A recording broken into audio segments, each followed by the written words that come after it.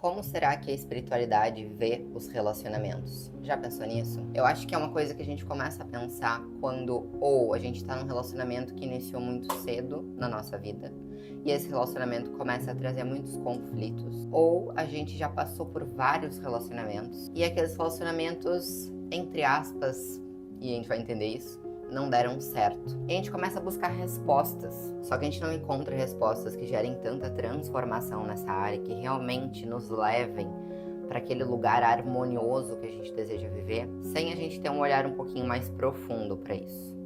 Então hoje a gente vai falar sobre essa visão espiritual dos relacionamentos. Se esse assunto faz sentido para ti, fica por aqui, já deixa teu like, se inscreve aqui no canal e vamos lá.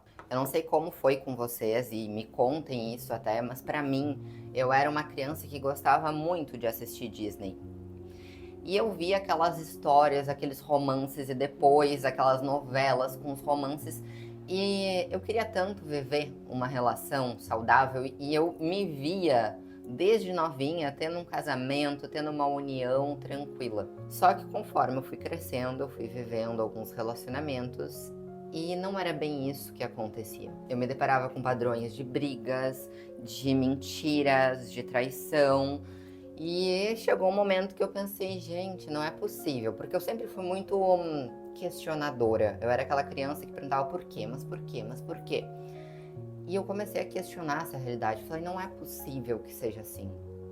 Não é possível que eu vou passar uma vida inteira vivendo o mesmo tipo de relacionamento. Eu queria entender por que aquilo estava acontecendo. E ao mesmo tempo estava chegando na minha vida a espiritualidade com os dois pés na porta, porque foi um momento extremamente transformador. Naquela época, por volta ali de 2017, eu fazia uma faculdade totalmente diferente do que eu trabalho hoje. Eu era atleta de fisiculturismo e eu vivia um relacionamento.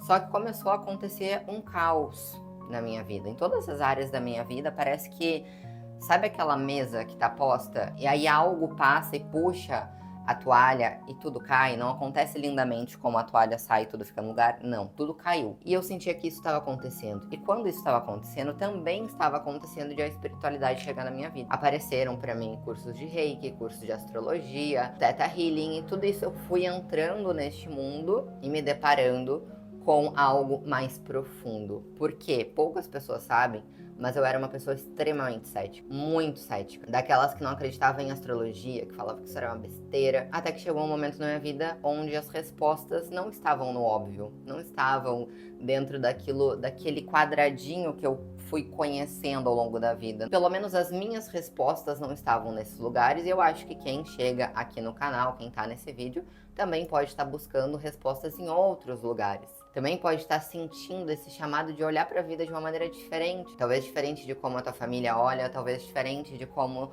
as pessoas que te rodeiam olham. E isso a gente chama de um despertar espiritual.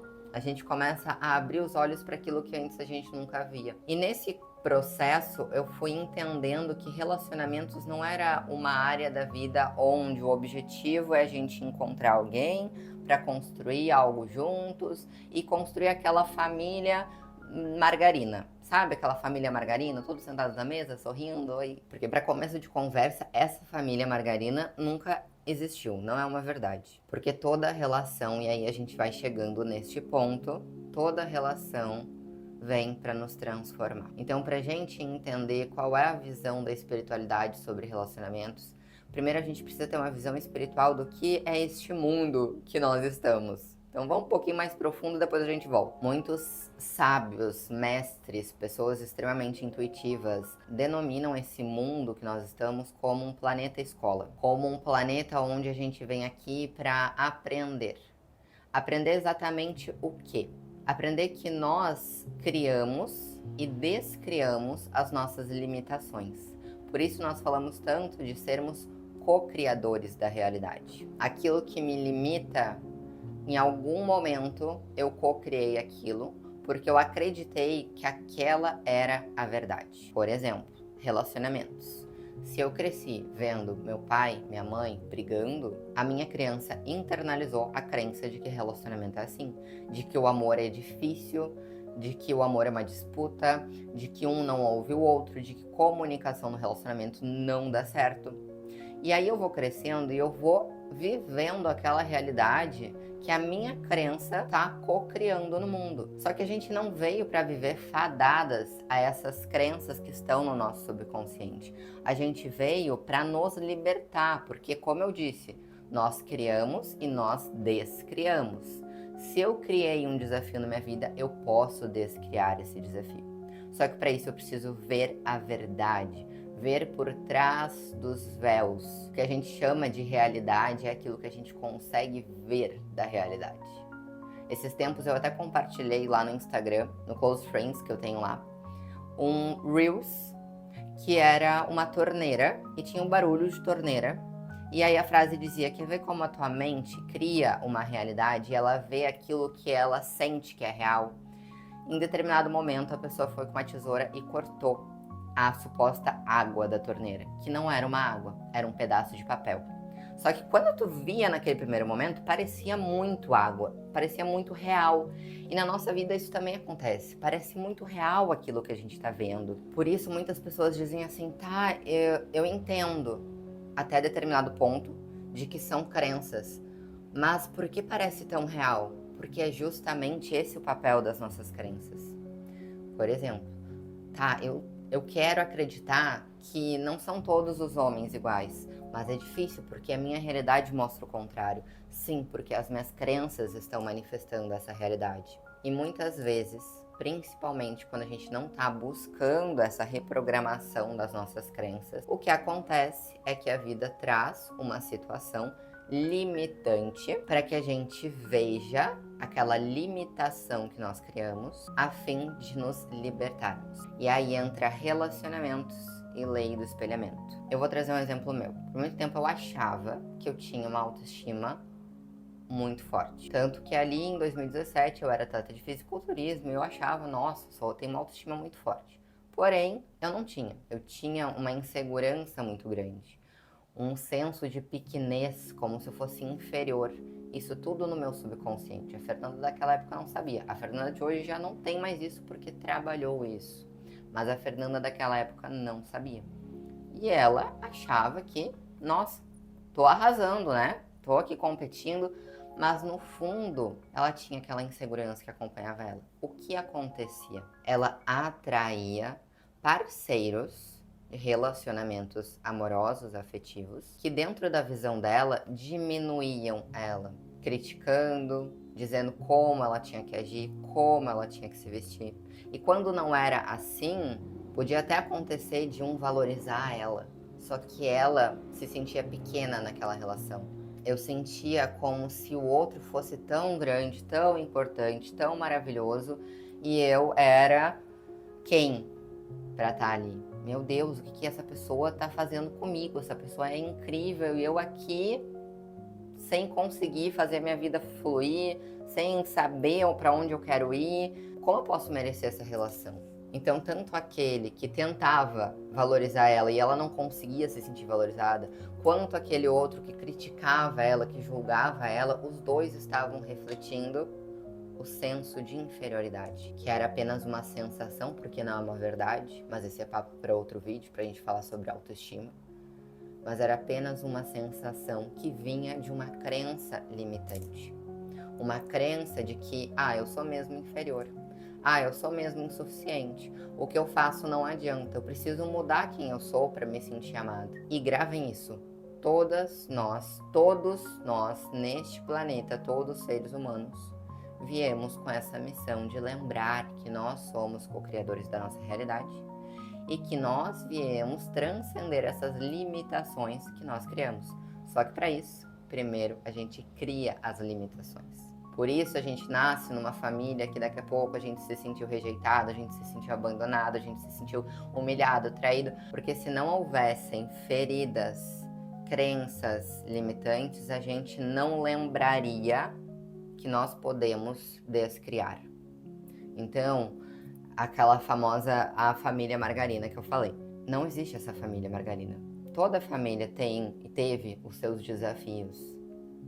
E é muito poderoso quando a gente consegue fazer essa quebra, porque é muito normal que por muito tempo na nossa vida a gente pense, nossa, mas a minha família era maravilhosa, a minha família não tinha nenhuma questão. E aí chega um momento que a gente começa a refletir, opa, mas peraí, Se não tem nada para eu curar, por que essa situação aqui não tá fluindo? Por que esse padrão nos meus relacionamentos se repetem? E aí a gente começa a ver a verdade da nossa história.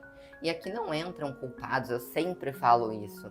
Não é questão de quem fez certo, quem fez errado, porque se o nosso propósito aqui é lembrar que nós somos co-criadores e para isso a gente precisa de limitações, não para nos punir, mas para que a gente possa transcender essas limitações, a gente precisa de pessoas que servem como personagens para que essas limitações sejam criadas.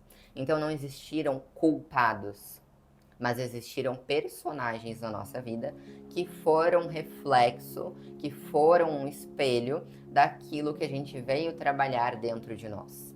Se eu pudesse aqui colocar uma denominação, um termo para vocês levarem para a vida do que é um relacionamento para uma visão espiritual, é palco de transformação. É a área onde a gente mais vai se transformar, porque é onde a gente estabelece um vínculo mais profundo, até me arrepia falar. Então é a área onde a gente vivencia uma conexão mais íntima, mais profunda, uma entrega. Tanto que uma pessoa que está ferida tem dificuldade de se entregar. Uma pessoa que está ferida vai para um relacionamento querendo controlar, porque ela não está disposta a ver o que precisa ser visto sobre ela mesma. E é muito importante, caso você se identifique com isso, que entenda esse conceito de que relacionamento é um lugar de transformação e que está sendo ali revelado questões que já estão dentro. Eu não me entregar, eu querer controlar, não vai fazer com que aquilo não exista. Isso vai continuar existindo aqui dentro de mim. O que vai fazer com que isso não exista? É eu parar de esperar que o outro seja aquele que vai me fazer sentir segura, aquele que vai me valorizar, aquele que vai me dar algo que eu não acredito em questão de crenças que eu posso ter. Como eu disse, a Fernanda lá de trás teve tanto um parceiro que criticou muito ela, quanto um parceiro que valorizou muito ela. Mas em ambos casos, ela se sentia pequena. Em um, ela sentia, nossa, eu não sou vista, eu não tô sendo valorizada, mas ela permanecia naquele lugar porque ela acreditava que era aquilo que ela merecia. No segundo, quando ela era elogiada e recebia toda aquela valorização, ela sentia, nossa, eu sou tão pequena diante dessa relação. Então percebe que o outro pode não nos dar ou pode nos dar, mas se a gente não tem aquilo dentro de nós, a gente não consegue receber. E aí relacionamento sendo esse lugar de profunda transformação, ele vem com um propósito tão valioso, que é da gente conseguir evoluir. E isso não significa de forma nenhuma que é pra gente ficar em relações que doem, mas é pra gente buscar autoconhecimento. Por que eu estou atraindo relações nesse padrão? Por que eu não estou conseguindo me entregar? Tem alguma ferida antiga que eu preciso curar dentro de mim? É olhar para essa área entendendo o que essas pessoas vieram me mostrar, ou melhor, o que a vida veio me mostrar através dessas pessoas. Essas pessoas foram personagens na tua vida. E se não fossem elas, seriam outras iguais. Tanto que muitas vezes a gente atrai alguém muito parecido com o anterior. Porque é a vida tentando te mostrar, falando, meu amor, tu quer um amor de alma, tu quer viver um relacionamento de alma, mas para isso tu precisa trabalhar esse ponto e esse ponto. Pra gente deixar vir a luz, a gente precisa ver a sombra. Eu sempre digo, se eu digo pra vida, eu quero um relacionamento de alma, a vida vai mostrar o que dentro de mim me impede de ter um relacionamento de alma. Trazer outro exemplo. Eu cresci com muita dificuldade de me expressar. Quando eu era criança, eu era uma criança super expressiva. Mas situações foram acontecendo que eu fui acreditando que eu era tímida. E eu criei uma dificuldade para me expressar. Tanto que quando eu era criança, eu tinha vários problemas na garganta, físicos mesmo. Porque era meu corpo gritando, olha para isso, traz tua voz pro mundo. Traz tua verdade, diz o que tu tá pensando, diz o que tu tá sentindo. E eu demorei para ver isso. E quando eu estava num relacionamento, acontecia algo assim que provavelmente acontece com muitas, mas era algo tão forte que a emoção parece que ela subia e ela ficava aqui. Eu não conseguia falar. Travava, chegava a doer a minha garganta, mas eu não conseguia falar. Essa pessoa que não consegue falar é a pessoa que vive um relacionamento de alma? Não é a pessoa que vive um relacionamento de alma. Então a vida me trazia relacionamentos onde eu precisava falar. me expressar, para eu ver que eu não conseguia fazer isso, eu buscar a cura disso, para aí sim conseguir viver um relacionamento de alma. E para fechar, me arrisco a dizer com chave de ouro aqui, porque eu acho que é uma informação muito valiosa, é que ao mesmo tempo que eu digo relacionamento é um palco de transformação, eu de forma alguma estou dizendo que é um lugar onde vai ser doloroso, vai ser desafiador, vai ser ruim. Não, não é isso. Existem sim relações que a gente chama de kármicas, que nada mais é do que relações que vêm nos mostrar questões que estavam em aberto, porque karma é isso. É algo que a gente ainda não conseguiu resolver. Então são relações que vêm nos mostrar padrões que a gente ainda não conseguiu resolver, que a gente ainda não conseguiu ver. Essas relações kármicas, elas tendem a ser desafiadoras, intensas. É aquele tipo de relação que é uma montanha russa, que os dois parecem estar na defensiva, nenhum consegue se entregar e um cobra do outro algo que falta dentro de si. E eu sei que essa dúvida vai surgir. Será que um relacionamento kármico pode se transformar num relacionamento de alma? Sendo bem sincera com vocês, é desafiador, mas é possível. É desafiador porque exige que os dois tomem consciência e comecem a buscar a sua própria cura, o seu autoconhecimento. Mas é possível. Agora, além desse tipo de relacionamento, existe um relacionamento que é o relacionamento de alma. Não uma visão assim, nossa, alma, Disney. Não, vamos fazer essa desconexão. Não é sobre algo lúdico. Um relacionamento de alma é onde essas duas pessoas já viveram processos de autoconhecimento, elas já estão buscando a sua cura, a sua evolução, e elas conseguem estabelecer uma conexão em harmonia. Elas conseguem ter vulnerabilidade num relacionamento, porque elas já não têm mais tanto medo de que o outro toque na minha ferida, porque ela sabe que se for para vir alguma ferida à tona dentro daquela relação, vai vir. Só que dentro de um relacionamento de alma, em vez de um cobrar o outro, em vez de um brigar com o outro porque tocou na ferida, existe um diálogo, existe consciência. Inclusive, se vocês quiserem, coloquem aqui nos comentários, eu posso gravar um vídeo falando especificamente sobre essa diferença entre um relacionamento kármico e um relacionamento de alma. Mas o propósito desse vídeo aqui é mais assim, ilustrar, trazer uma visão mais ampla sobre o que é relacionamento. Porque enquanto a gente carrega aquela visão da nossa criança, aquela visão dos filmes, das novelas, essas visões são muito contaminadas. Porque ao mesmo tempo que aparece o casal feliz, construindo algo juntos, também aparecem distorções ali. Também aparece uma disputa de ego. E pra gente viver um amor de alma, um relacionamento de alma, a gente precisa sair desse jogo do ego. A gente precisa expandir a nossa consciência. Então, Fê, qual é o primeiro passo para eu viver um relacionamento de alma? Lembra que eu falei que os dois conseguem se conectar? Porque antes eles já estavam num processo de autoconhecimento, de curar os seus padrões, de curar as suas crenças. É isso que a gente precisa fazer. Lembra quando eu falei que a Fernanda que não conseguia comunicar não era a mesma Fernanda que viveria um relacionamento de alma? Então o que eu precisava fazer? Me tornar aquela que vivia já esse relacionamento. Então é isso que a gente precisa fazer, se libertar daqueles padrões que nos impedem de ser a pessoa que já vive aquilo, que nos impedem de viver aquela realidade de um relacionamento de alma, de um amor tranquilo, de um amor de alma, buscar esse mergulho interno, porque se você tá nesse planeta, você tá aqui para se relacionar. Se fosse pra gente não se relacionar, a gente não estaria num planeta onde tem quase 8 bilhões de pessoas. Já pensou nisso? Então, se no teu coração mora esse desejo, esse anseio da alma de encontrar alguém, como se isso fizesse parte do teu processo, da tua história, como para mim sempre foi uma certeza, mesmo quando aconteciam os desafios, lá no fundo eu sabia, eu vou viver um relacionamento, porque eu já sentia aquilo. E se isso tem no teu coração, acredita nisso, apesar dos desafios, e busca olhar para dentro para se libertar dos padrões e crenças que te impedem de viver esse amor de alma. E se você quiser a minha ajuda nesse processo, vai ser uma honra poder te ajudar. Na bio do meu canal tem os meus contatos e você pode me chamar para saber sobre os meus atendimentos. Eu fico por aqui, se gostou do vídeo, lembra de deixar o teu like e até o nosso próximo conteúdo.